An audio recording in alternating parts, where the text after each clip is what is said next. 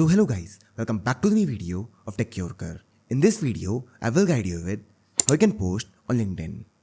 So first of all, open the LinkedIn on your phone.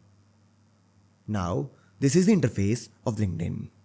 Here tap on post and now you can make the post. For example, let's type first post. Now once you do this, tap on this plus icon and now you can add media, event, job, poll, etc. to the post. If you want, you can also add tags to the post. For this, tap here. Now tap on the return key.